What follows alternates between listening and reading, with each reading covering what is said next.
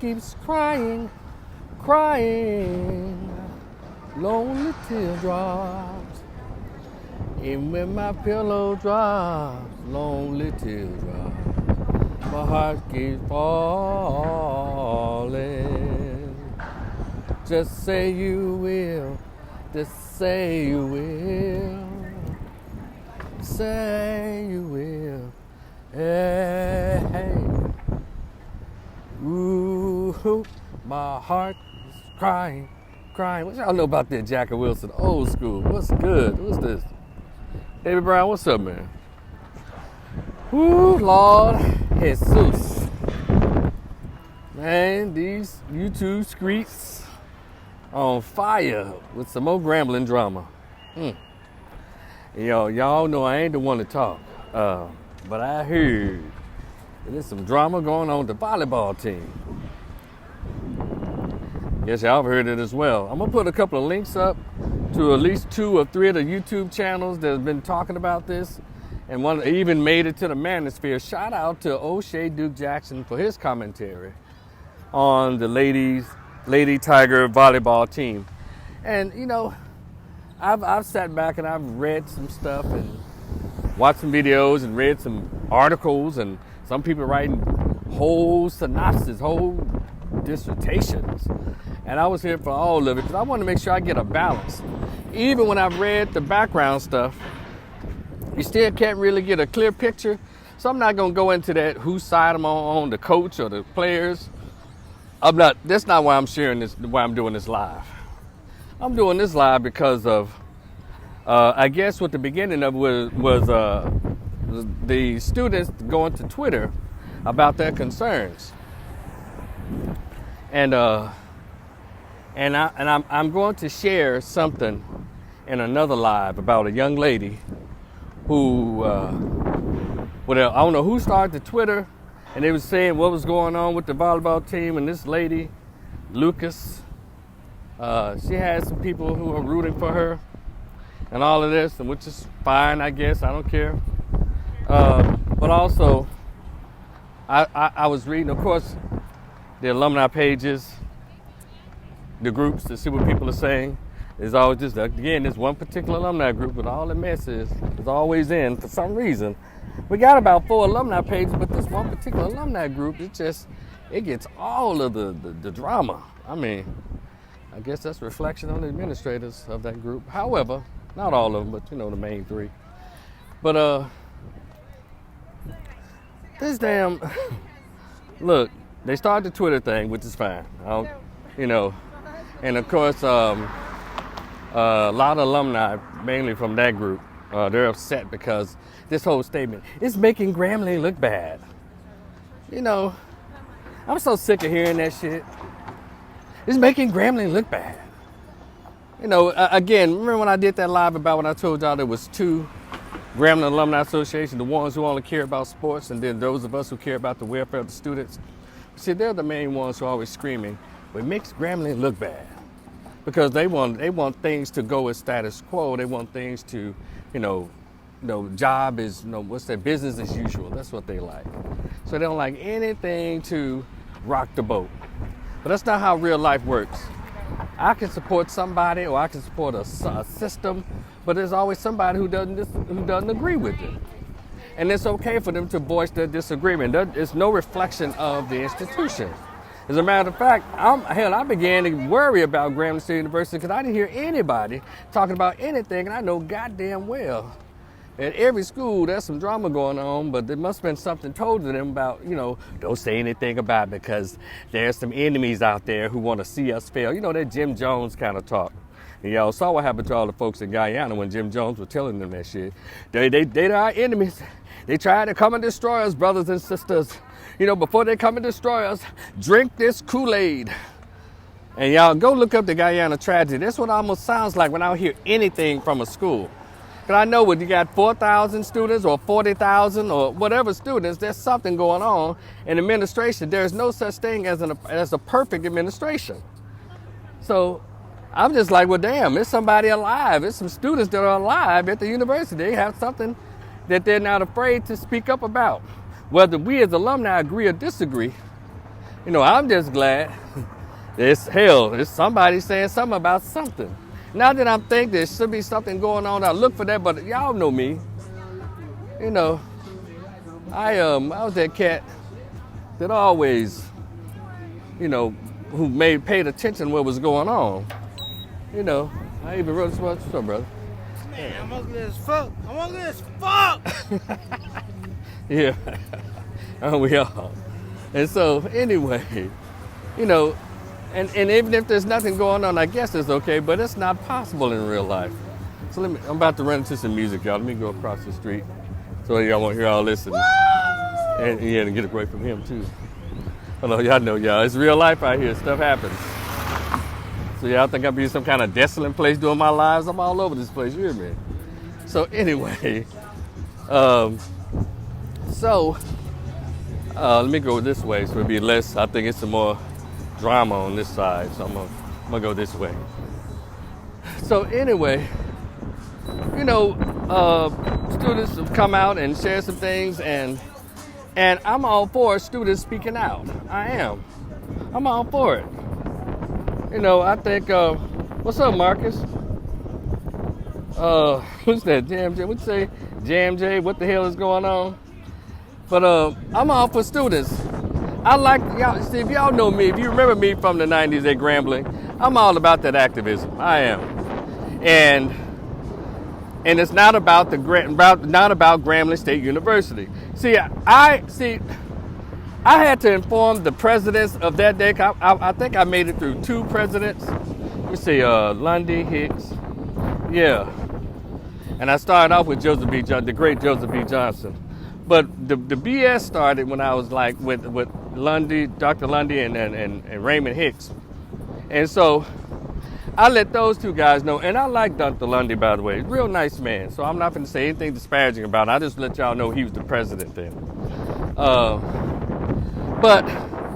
I think what pissed the administration off of me was I informed the other students as well as members of the student body that if it were not from the students, there'd be no university. If it were not for the students, there'd be no president of the university. There'll be no vice president. There'll be no athletic director, especially one named Travion. Oh, anyway, what kind of name? Anyway, I hear those weird names.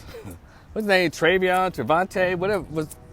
Anyway, it's weird. I'm sure he's a nice man, but that's a weird name for a grown man. It sounds good on a 15-year-old. But anyway, I always empowered the students because I understood that if my tuition didn't go into these coffers, there would be nobody here working. And so what has happened is a lot of us who were activists, black conscious students, a lot of us graduated 94 and 96. And then I think the last conscious students or the real activist students left in probably like 98, 99. And then the administration started recruiting and started grooming. Because they was waiting for people like me to get the hell out of there. And then even today, they hate with people like me even speaking these groups on my Facebook page. So I'm glad that somebody there's awake to have something to say about something. And let you know that if students who are not SGA, who are not black fraternity, Greek letter, see, they're the ones that they want to tell. They want the world to look at the black community as the black Greeks and the elected SGA people are the leaders. They're not. They're the go along, get along group.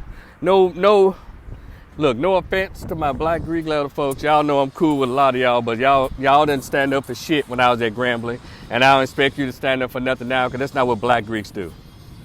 And the SGA presidents and vice presidents and Miss Grambling, they don't stand up for shit either. So it's always the non-affiliated, it's always the non-elected students who have to stand up for issues at Grambling or any university.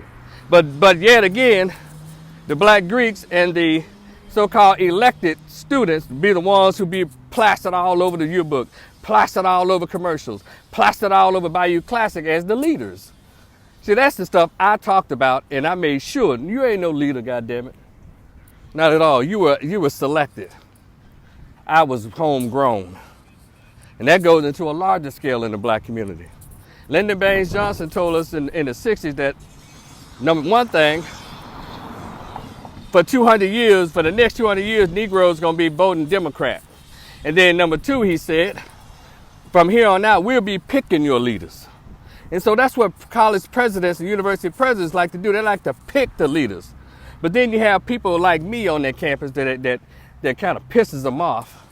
It's not that we're trying to be recalcitrant or just be adversarial on purpose, but we're the ones who see the stuff that's going on, and we have the balls and the testicular fortitude, if you will, to speak out against it, where people agree or disagree with it. A lot of times those who speak out are those who face the firing squad instead of those silent ones at your university. Did you understand what I just said?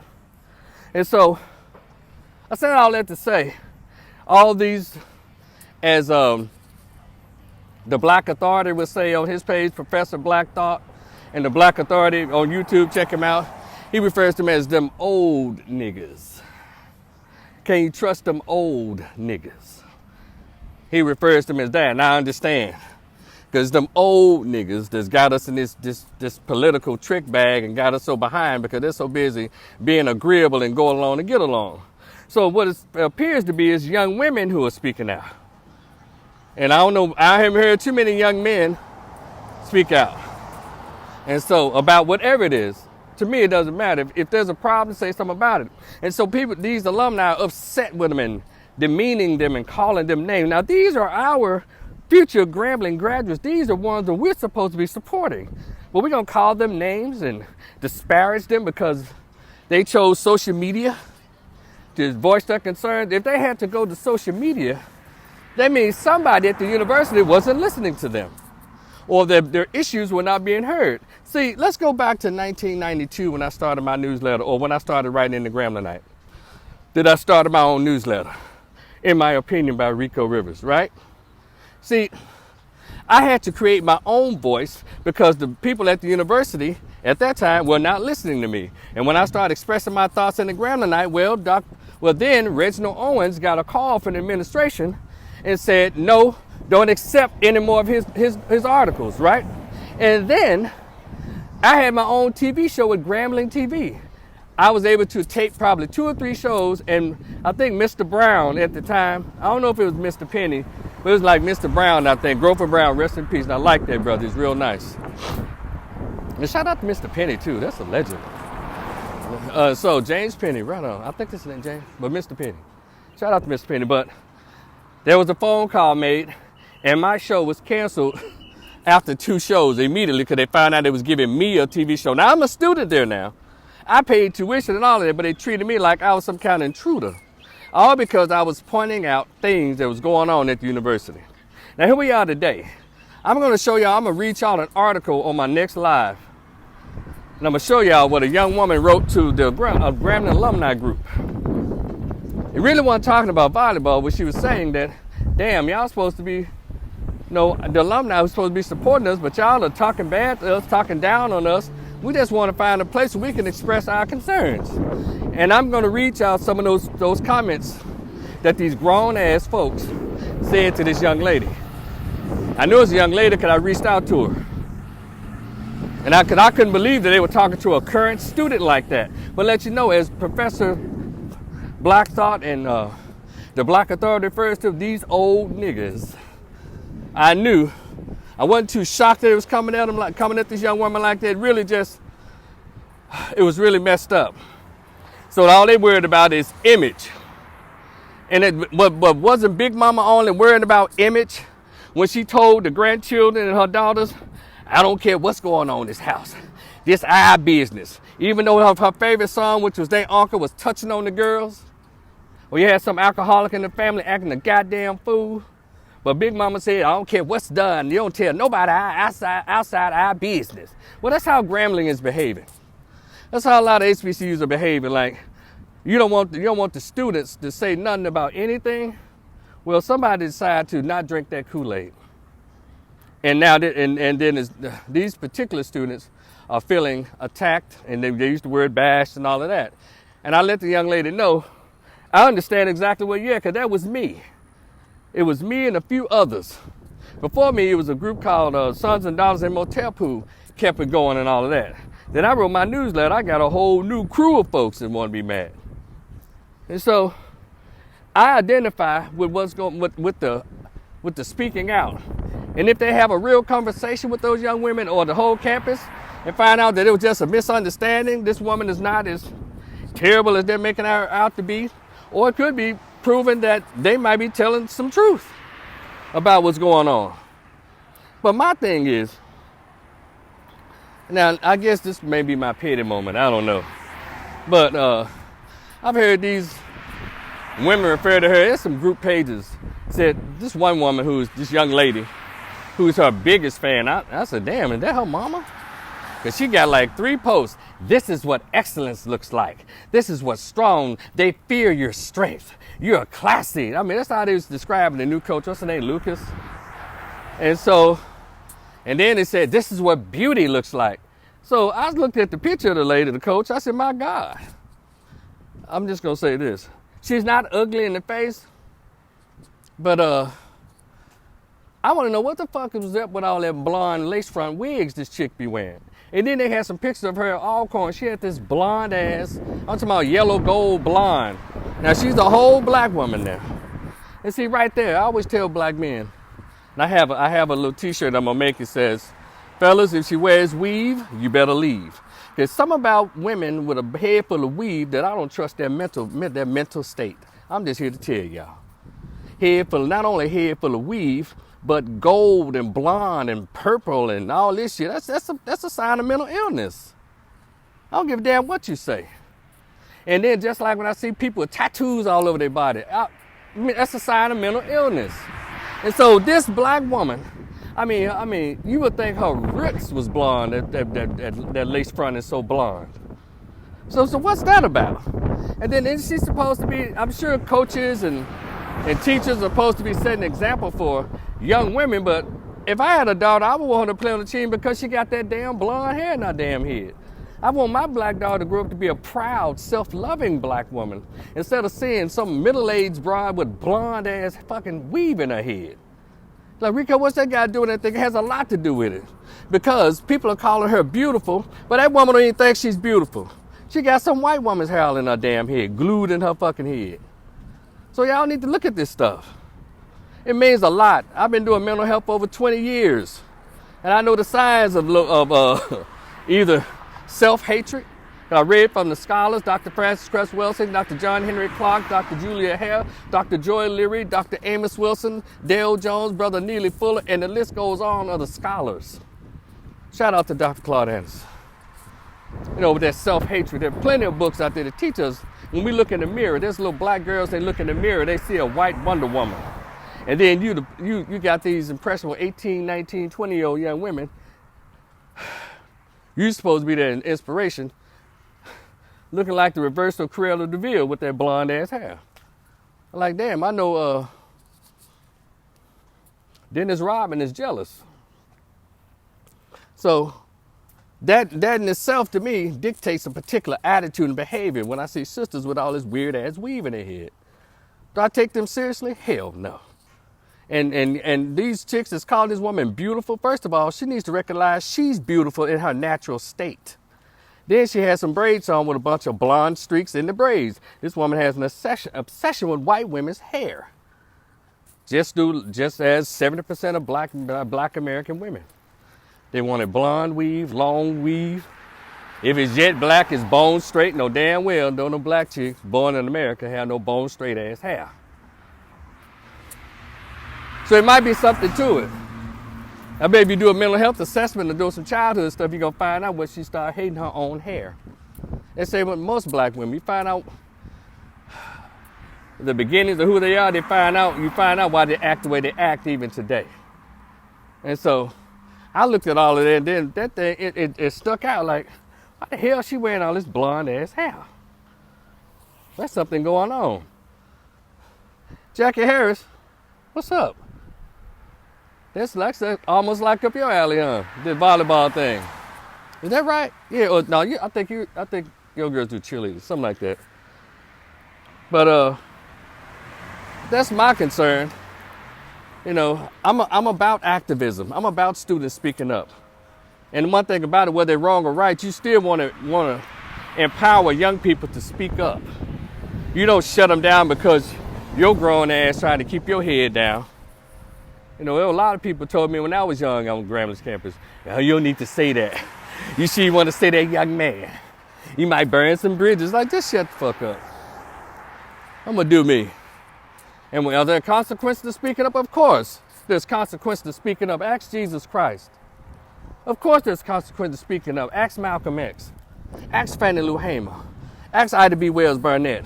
Every time you speak up for what's right, either against white racism or black stupidity, there is a consequence. But see, don't you worry about that because you weren't chosen or called to do that. You just keep your head down and be hating on those of us who are not afraid to open our mouths or use our pens or use our videos or what have you to just shed a light on what's wrong. That's all they're doing. And then with that, what it does is that creates an opportunity for people to come out and talk. Because even when I wrote my newsletter, I learned that the pen is mightier than the sword. And number two, people don't like to be put on blast. They'll try to stall you out with silence, but after a while, when the words start getting around, you're going to finally hear a press conference from the president of the university. And those of you, now I just read someone, a young woman said, you know, the athletic director needs to be fired. Coach Lucas needs to be fired and removed and name the whole staff. But I need y'all to recognize they are hired by the president of the university. So it's definitely a reflection on who's doing the hiring. So y'all stop trying to, save one person but throw everybody else under the bus. They're all connected. Can't nobody get hired at Grambling State University unless the president of the university approves it. So to me, it sounds like there's a broken picker. Because at first you're trying to hire some dude who looked the other way allegedly when sexual crimes were committed against women. Not once with the white boy, then they got a black dude allegedly get the same Title IX issues. Now you're hiring a coach that's like, goddamn. Do y'all know how to hire anybody who's decent? That's just my question. But anywho, I just want to share those thoughts, speak of their opinions. I'm going to put the links in my live of the various people who are talking about this in these YouTube streets. I'm going to upload this video to my YouTube channel. And let's keep the conversation going. I know some people get tired of hearing it because you don't want it to interrupt your day. Let me tell you something I heard an old head Gramblinite say. And it disturbed me. But I also confirm what I've always said. I said we have a group of Grambling alumni. All they care about is sports. They don't care about the mental health, the financial welfare, or the existence of the current students.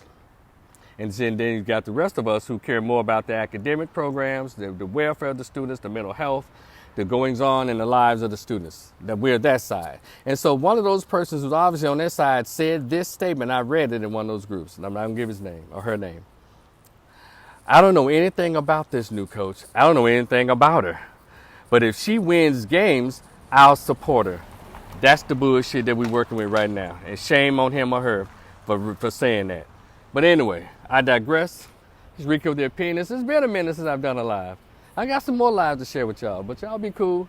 Mess with me on my YouTube channel. Fool with me if you're cool with me on the Cash App and the PayPal. And guess what? I'm on that Venmo too. I got to put that on there. Y'all be cool. I'll see y'all in a minute. Talk to y'all later. Take these off so y'all can see me. So I can see this damn thing. Oh, peace, y'all.